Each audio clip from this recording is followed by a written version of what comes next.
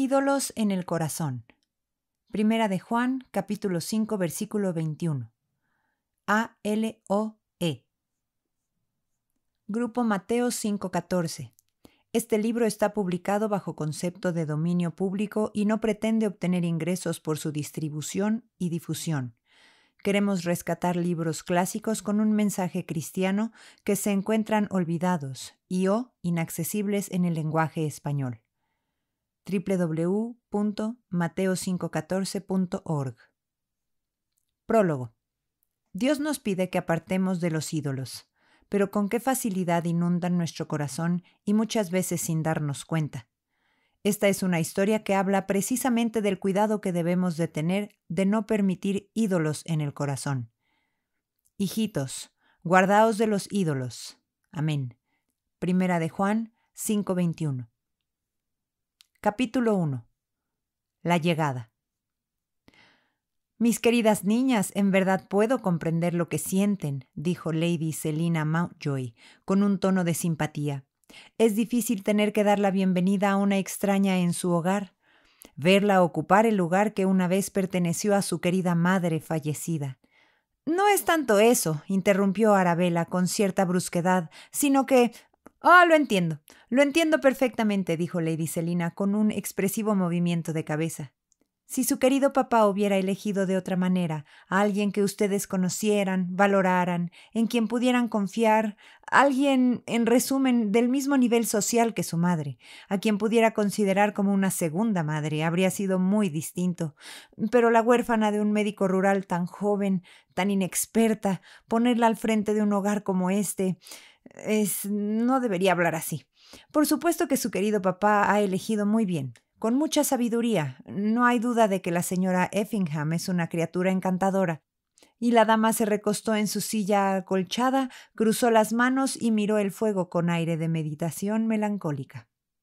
Vincent, el menor del grupo, un niño de unos 11 años, estaba sentado en la mesa con un libro frente a él, pero no había pasado una sola página, escuchando con avidez cada palabra que pronunciaba su tía sobre la madrastra cuya llegada, junto con su esposo, se esperaba de un momento a otro en Belgrave Square.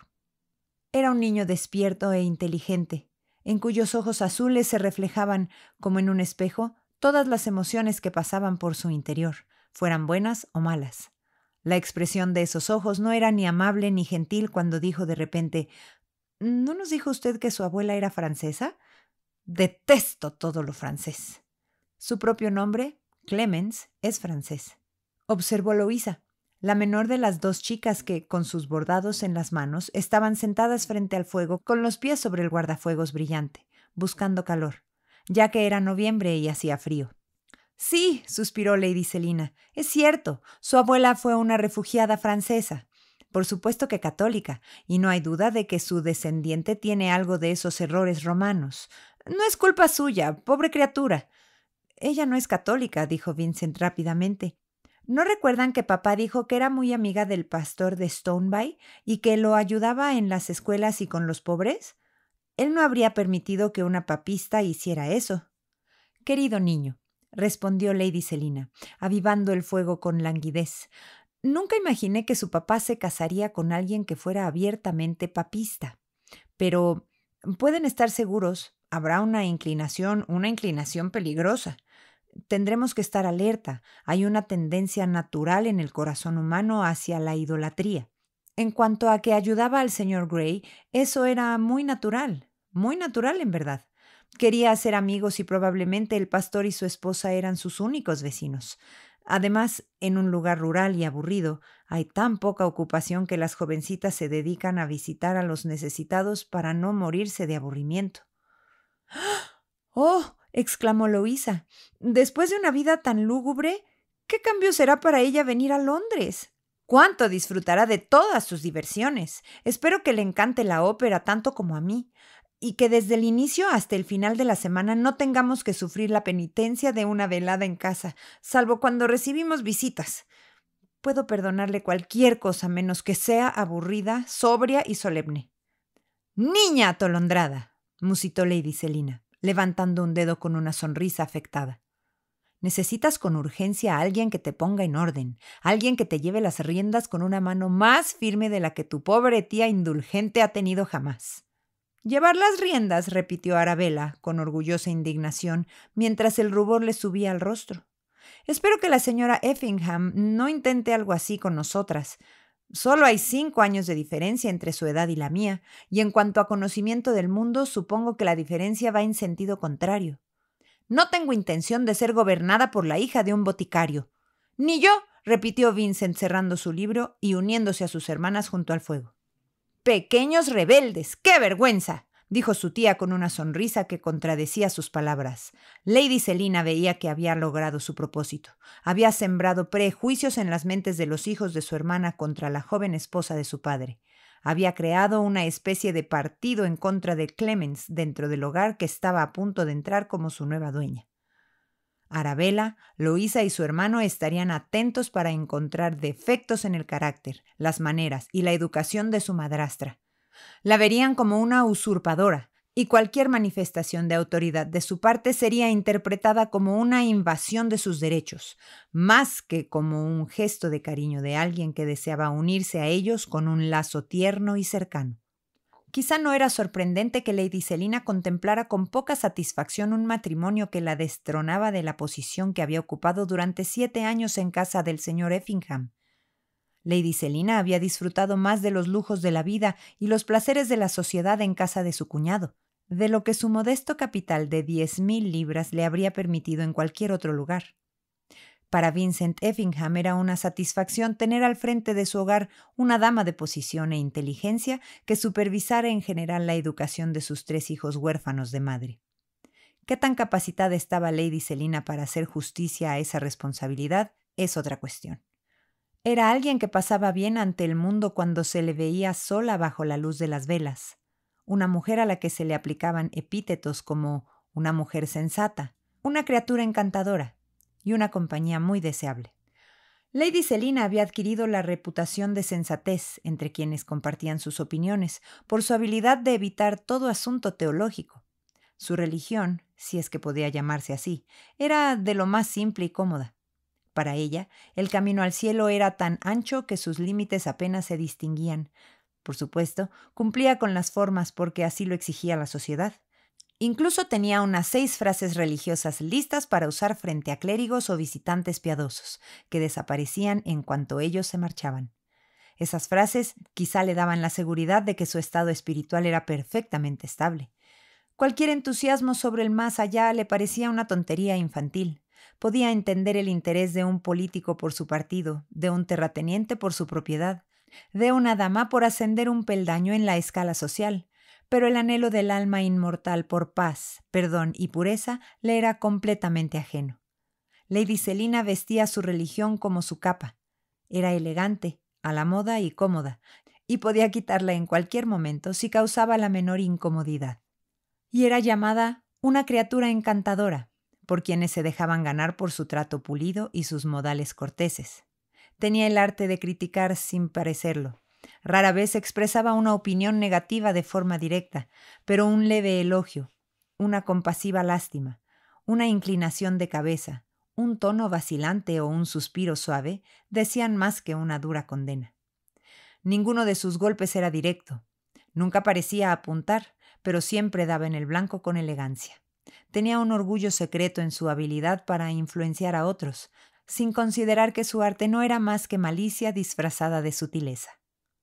Lady Selina era una compañía muy deseable para quienes solo la conocían superficialmente.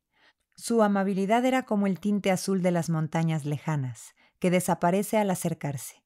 Quien confiara en su amistad en realidad se apoyaba en una caña quebrada, pero en el intercambio de cortesías comunes, en el arte de simular cordialidad y simpatía, Lady Selina era una experta. Pocos salían de su presencia sin sentirse halagados y satisfechos, lo cual hacía que tanto la visita como la anfitriona fueran recordadas con agrado. Las ideas de educación de esta mujer mundana eran reflejo de sus opiniones religiosas.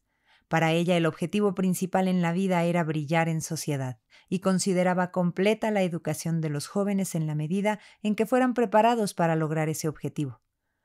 Arabella y Loísa tenían una institutriz francesa y los mejores maestros de música y dibujo. Lady Selina, como quien ha cumplido concienzudamente con una ardua tarea, hablaba a sus conocidos de sus esfuerzos infatigables para hacer justicia a las hijas de su hermana. Es cierto que de vez en cuando dejaba escapar algún precepto moral o religioso para beneficio de sus sobrinas, como aquella advertencia sobre la tendencia del corazón a la idolatría que había mencionado anteriormente. Las palabras fueron dichas a la ligera y sin ser meditadas por quien las dijo ni por quienes las oyeron, pero sí habrían debido aplicarse a las conciencias de todos. Lo mostrará el relato que sigue. El matrimonio del señor Effingham con Clemence Fairburn, una joven a la que conoció en Cornwall durante una visita a un amigo clérigo, era para Lady Selina un acontecimiento desagradable. A pesar de que insinuaba a sus conocidos que su acaudalado cuñado se había casado con alguien sin fortuna ni posición, probablemente le habría molestado aún más que la segunda esposa fuera igual en rango que la primera. Clemence era joven y sin experiencia en el mundo. Probablemente entraría en sociedad con la timidez de quien no está familiarizada con sus normas. Lady Selina, como una política astuta, anticipaba una extensión de su propia regencia durante la minoría de la nueva soberana. Decidió que Clemence sería una figura decorativa en su propia casa, que sería seguidora en vez de liderar, y que ocuparía la posición más baja posible ante los ojos de quienes la rodeaban. Con astucia y éxito, Lady Selina logró que la familia e incluso el personal creyeran que Clemence era una muchacha de baja cuna y escasa educación, a quien el señor Effingham había tenido la debilidad de casarse por su belleza. Los pocos comentarios insinuantes de Lady Selina fueron ampliados por otros. La institutriz francesa Mademoiselle Lafleur se encogía de hombros en el aula, se atrevía a pronunciar la palabra mésalliance incluso frente a sus alumnas y dirigía siempre la conversación hacia las desdichas provocadas por madrastras tiránicas. Arabella y Loísa comenzaron a considerarse casi víctimas, solo porque su padre, aún en la plenitud de la vida, había querido ser más feliz en su hogar. Sus prejuicios habrían sido aún más intensos si no fuera por las cartas de la joven esposa, que llegaban de vez en cuando y transmitían un espíritu tan bondadoso y un sincero deseo de conocer y amar a los hijos de su querido esposo, que ni siquiera las insinuaciones de Lady Selina lograban neutralizarlas por completo. Y ahora había llegado el día fijado para el primer encuentro de Clemence con su nueva familia. Todo en la casa estaba listo para recibir al señor y a la dama de su elección. En los pisos bajos reinaba el ajetreo de la preparación. La voz áspera de la ama de llaves, la señora Ventnor, sonaba más aguda de lo habitual, mientras que en el salón reinaba una inquieta sensación de expectativa que impedía a Lady Selina y sus sobrinas concentrarse en sus ocupaciones de costumbre. El piano estaba abierto, pero nadie tocaba sus teclas. Las agujas presionaban el bordado, pero no se añadía ni una sola hoja al diseño. El corto día de noviembre comenzaba a oscurecerse. Las luces amarillas en torno a la plaza iban encendiéndose una a una, brillando tenuemente a través de la neblina blanca y fría. Algunos copos de nieve caían en silencio sobre el pavimento, por el que de vez en cuando pasaba algún peatón apresurado, envolviéndose más en su capa para protegerse del viento del norte. Vincent se colocó en la ventana para ser el primero en anunciar la llegada, mientras Lady Selina y sus hermanas charlaban alrededor del fuego. «¡Ya vienen!», exclamó Vincent al ver que un carruaje se detenía bruscamente frente a la puerta, con un equipaje polvoriento en lo alto y ruedas sucias del viaje, y caballos que humeaban por el sudor al contacto con el aire helado del atardecer. «¡Ya llegaron!», repitió, y bajando las escaleras de un salto, llegó a la puerta antes de que los lacayos con libera pudieran abrirla.